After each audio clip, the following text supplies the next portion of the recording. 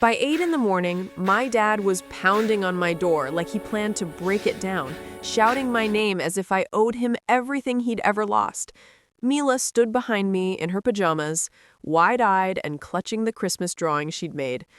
But moments like this never start with yelling. They start quietly, with one message, one choice, one sentence that shifts everything. For me, it began the day my mom texted, "We're skipping your kid's birthday. Things are tight." And it ended with a truth my family never thought I'd discover. Before I dive into it, tell me where you're listening from. It helps to know someone out there gets it. My name is Rowan, and for most of my life, I've survived by lowering my expectations, especially when it came to my parents. It sounds dramatic, but when you grow up being the reliable one, the quiet one, the one who fixes everything without being asked, you learn to swallow disappointment before your day even starts. I live in a small apartment near the coast where the air always smells like salt and old pine. It's simple, but warm and bright. Just enough space for me and my daughter, Mila, whose drawings and humming fill every corner. The morning that text came in, Mila was sitting at the table coloring a unicorn wearing a crown. She looked up at me with her hopeful little eyes, the one she got from me, though hers still shine brighter. "Are Grandma and Grandpa coming to my birthday this year?" she asked. "I hope so," I told her. I hadn't even finished slicing strawberries when my phone buzzed. My mom's message glowed on the screen. "We're skipping your kid's birthday. Things are tight." No sorry, no explanation, just flat and cold. I stared at the message, trying to keep my face calm so Mila wouldn't notice. I typed back, "No problem." Because what else can you say when people who should care simply don't? But it was a problem, just not one they'd ever see. I went through the day pretending everything was normal. I helped Mila glue glitter, answered work emails, and tried not to think about all the times I had paid their bills, kept their phone service running, or covered emergencies that always seemed to happen only when they needed something from me. My parents loved preaching about family loyalty, usually when they wanted help. Mila's birthday came that weekend. She wore her purple dress and wanted homemade cupcakes instead of a cake. Rain tapped against the windows, so we set up a picnic blanket in the living room. She had fun, laughed with her friends, danced, opened the small gifts I'd saved for. But after the party, when the house was quiet again, she picked up a cupcake, stared at the single candle, and whispered, "Maybe next year." She didn't cry. She just cleaned up her glitter and pretended it didn't bother her. But something inside me shifted. Not anger, yet. Just a familiar ache I'd pushed down for years. Christmas arrived quickly, the way it always does when you're juggling work, bills, and a child who counts down the days with paper rings taped around her wrist. That morning, Mila waited by the window in her red pajamas, holding the drawing she made for my parents. Two grandparents holding a little girl's hands, a tiny heart above them. She kept glancing outside, humming softly, like she was trying to hold on to hope.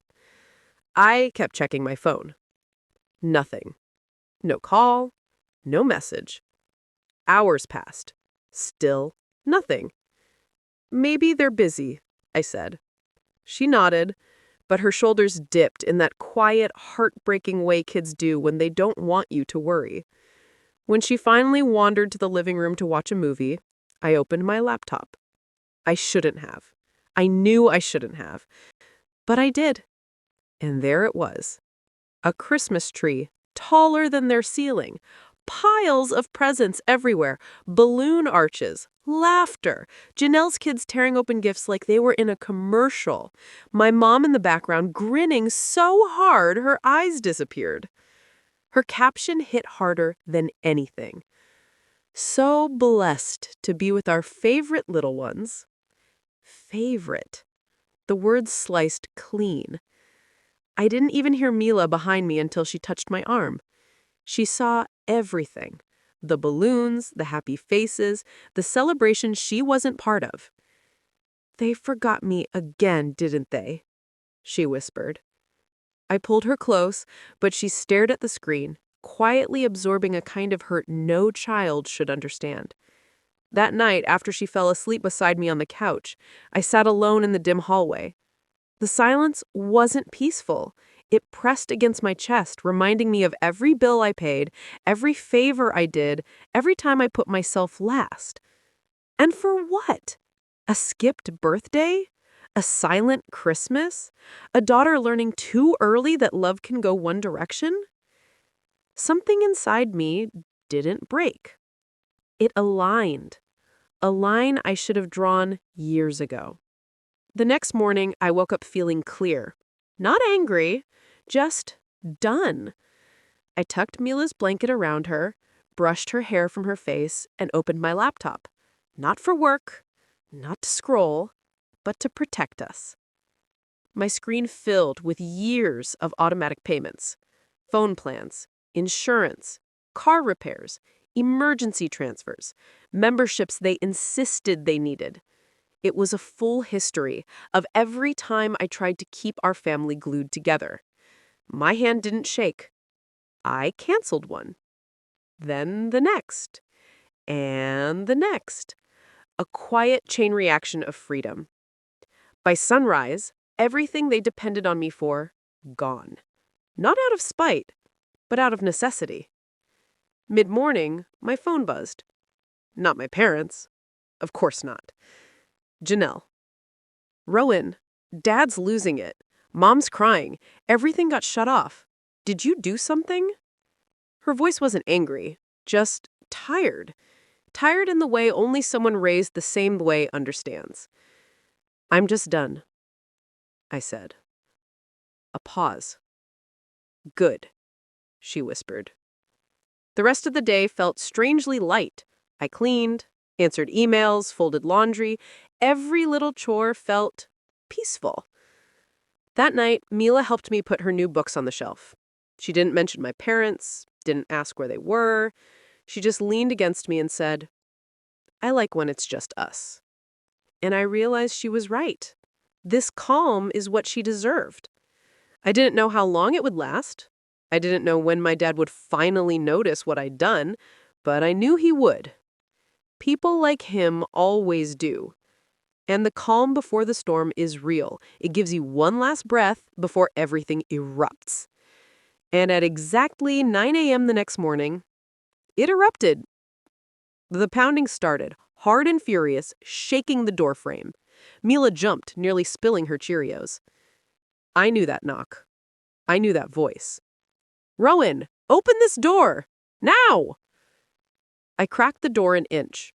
My dad filled the space. His face was red, twisted, furious that he'd lost control of something he thought he owned. What did you do? He snapped. The phone is dead, the insurance is gone, the membership too. You think this is funny? Behind him stood Denise, gripping her purse, Brielle with her arms folded, and Naomi glaring like she already had her judgment ready. I stayed calm. Everything I paid for, I simply stopped paying. He shoved the door wider. I blocked him with my foot. He saw Mila behind me and pointed, You're dragging her into this, turning her against her own family. Family? I said. You mean the family who skipped her birthday because things were tight, then posted a huge Christmas party for Janelle's kids? Brielle rolled her eyes. You're being dramatic. Naomi added, Everyone says you're overreacting again. Mila stepped forward, voice soft but steady. They forgot me. Again. The hallway went silent. Arthur looked away first. We had responsibilities, he muttered. Exactly. And I covered yours for years. He blinked. What are you talking about? I stepped back, grabbed the packet from my entry table, and held it out. He didn't take it.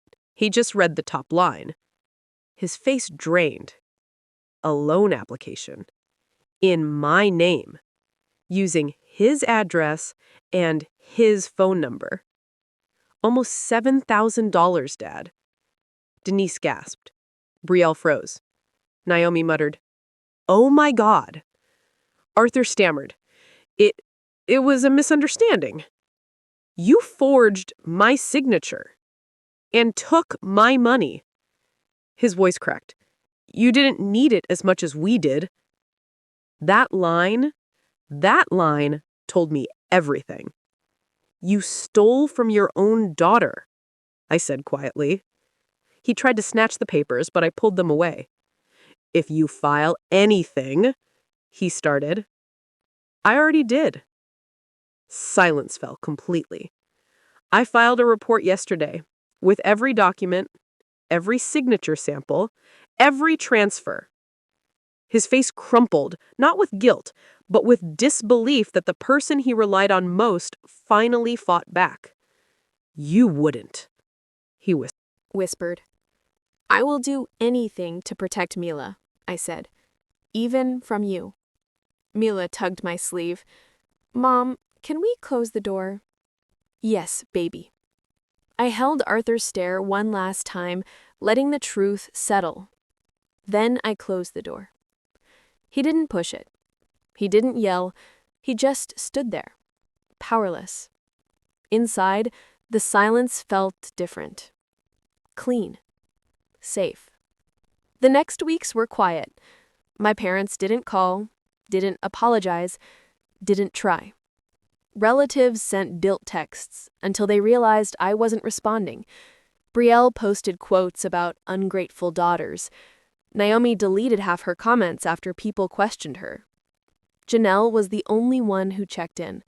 She brought groceries and admitted Dad had tried pulling something similar with her once. Life inside our apartment slowly shifted. Mila painted again, bright colors this time. One of her pieces was chosen for her school's winter art show. I got a raise at work. Our home felt peaceful in a way it never had before. We weren't missing anything. We were finally whole. When winter came again, we decorated our small tree. Mila hung a gold unicorn ornament she bought with her own allowance. "You like it, Mom?" she asked. "I love it." And I meant it. Standing there with her, I realized family isn't defined by blood. It's defined by who shows up, who loves without conditions, who protects your peace, not destroys it. We didn't lose anything by walking away. We gained everything. If you've ever had to set boundaries with your own family, if you've ever chosen peace over chaos, tell me in the comments. You're not alone. And if this story spoke to you, like, share, and subscribe so you don't miss what's coming next.